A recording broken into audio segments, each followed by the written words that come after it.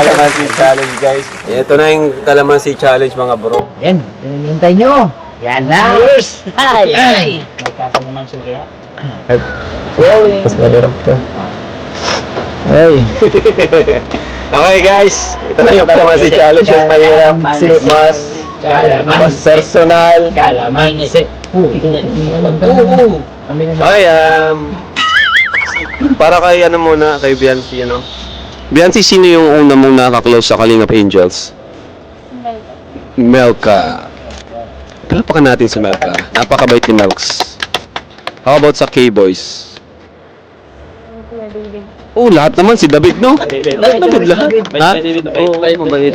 Saka ano siya, kumbaga, teacher kasi si David, kaya marunong siya makisama sa mga bata at kumbaga ano siya, nagbibigay rin siya ng advice, mga paalala sa mga Kalingap Angels natin. Okay, so Biancy, next question natin. Papayag ka ba na iba ang kalab team mo?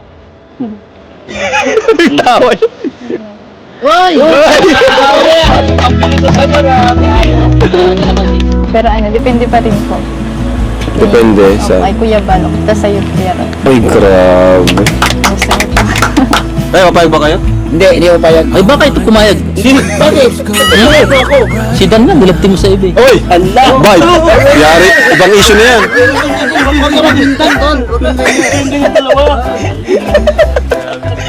Ganyan dalawa. Ganyan. Nagibintan kayo. Okay. Sense naman tanong natin, ikaw, Eds, kung sakaling ilalap team ka sa iba, papayag ka ba? Bo, si Kuya Bal. Alam mo si Kuya Bal, iba ang ano nun eh. Iba-ibang mga desisyon nun eh. Ay, mag-ano? Magugulat ka na lang. Oh, kung sa'yo, ano ka ni Kuya Bal sa iba, ano, Eds? Siguro kung love team lang naman, pwede. Pero hanggang dun lang. Pero kung personal, sa na totoo ako, parang siyempre parang ayoko. Pag sa totoong buhay, ano ba yung totoong buhay? Gusto niya si Biancy talaga. Grabe! Ayan. Kinakabahan na po si Biancy. Wala nagkakalamansi, guys. Mga matatagan. Para kay Biancy, diba? Noong nakaraan, di mo ito nasagot. Crush mo ba si Eds? Or naging crush mo ba si Eds? Uy! Sumagot na, guys! Wala nang bulong si Dr. Love.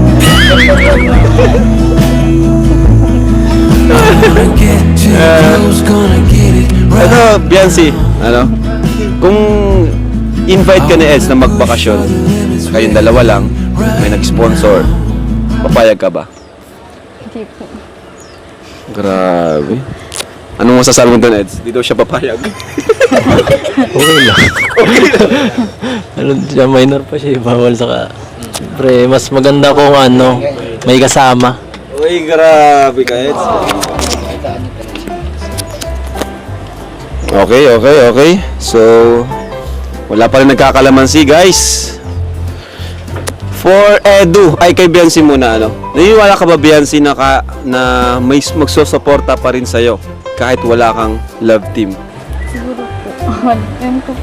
Di mo alam? Hindi ko po alam. Di mo masabi, parang ganun. Ikaw, Eds, sa tingin mo, kung si Biancy walang ka-love team, sa tingin mo may masuporta sa kanya? Nakagaya nitong sa Edsy? Siguro, may masuporta pero hindi ganito kadami kasi syempre iba pa rin talaga pag may ay parang ganitong nabuong samahan. Community. Oo.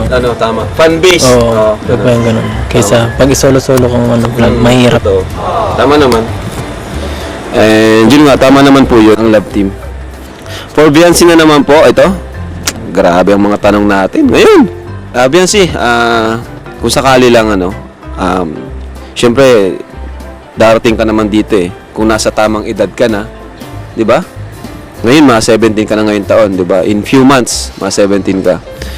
And kung nasa tamang edad ka na, like 18 years old ka na, papayag ka bang magpaligaw? Kung sakaling may gusto manligaw sa'yo, alam ba, sa Eds, ganyan.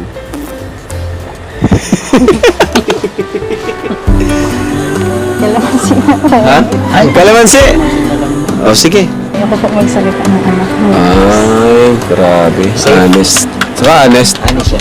Kasi minsan salita tayong salita, di naman na ngayon. Oh, Narinig yan sa sumunod. grabe. Panalo Senso, nakaisang kalamansi na Senso. Asim. Asim. Ayan, grabe. For Biancy ulit. Biancy, ngayon, you are, di ba, one of beneficiaries of Team Kalingap. And also, you gained a lot of followers na rin, supporters, meron na rin mga sponsors na nagmamahal sa'yo. Di ba? Di na rin basta-basta ang isang Biancy talaga. In the future, naisip mo ba na maging isang vlogger? And sa ngayon, gusto mo ba maging vlogger? Hindi. Ano po, siguro po kung ako po maging successful na in the future, yung tutulong na lang po ako pero kahit walang na vlog. Kahit hindi vlogger? Ay, grabe. Grabe ang mga sagot ng Biancy. Nagulat ako. Parang, Yung sagot niya bro, parang hindi 17 years old Kaya nga. ang isang Biancy na kinakausap ko ngayon. Kung sasagot, mag-vlog ako. Ha? Yung iba sabihin, ay mag-vlog na lang ako. Grabe bro, nagulat ako kay Biancy. Yung mga kalingap nakakagulat talaga. At syempre, salute din kay Dr. Love kasi natagpuan niya si Biancy, no? Talagang deserve po. Grabe, deserve talaga na bro. Yes. O, for Edo naman, no? Tanong ko din kay Biancy, pero sa Eds na muna. Ikaw, Eds, hanggang kailan ka ba mag-stay bilang isang kalingap, bilang isang part ng kalingap? Stay. Hanggang kailan ka magiging kalingap for you? Hanggat pwede, hanggat hindi niya ako pinapaalis. Ganun. Ba't ka nang paalisin? Hanggat Ibig sabihin, hanggat may kalingap. Oo, hanggat may kalingap, hanggat kaya nating tumulong. Hanggat kaya nating tumulong. Ganun. Nice. Palakpakan nyo sa Eds. Boom! Solid talaga. Ibig sabihin, wala kang plano ba sariling community mo, ganyan. Mga ka-edo, gano'n. Wala naman. Iba kasi diba? Hindi naman. Kasi, siyempre, sa inyo rin naman ako galing eh. Saka, nakakaya yung gano'n na lumayo. Ang na lang kung lumayo sa nagpamilya tapos lumayo talaga. Pag halimbawa nag-travel sa ibang lugar, kung gano'n. Siyempre, solo na yun eh. Okay, ikaw naman, Biancy, hanggang kailan ka magiging kalingap?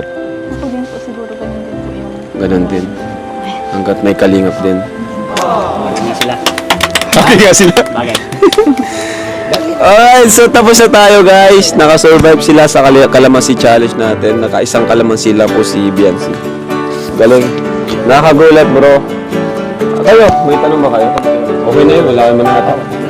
Wala na. Ha? Bye-bye po. Thank you.